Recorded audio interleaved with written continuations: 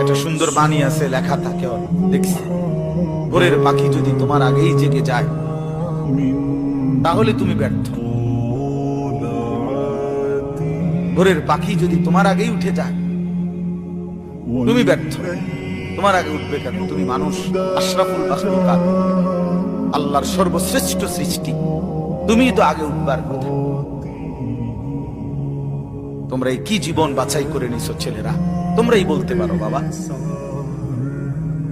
তোমার জন্য আমি আটকাবো না, আমার জন্য তুমি আটকাইবা না। কেউ কারো জন্য আটকাবে না ছেলেরা, মনে রাখো। একদিন তোমার বাপ তোমার বাপের মতো করে কবরে চলে যাবে। এই যাই দৌড়ঝাঁপ করছে বেচারা কামাই করার, একদিন দেখবা তোমার রাইখা সে চলে গেছে। একদিন তুমিও চলে যাইবা। এই বন্ধু বান্ধব আড্ডা এগুলো সব থেকে দুনিয়ার জায়গায় থাকবে।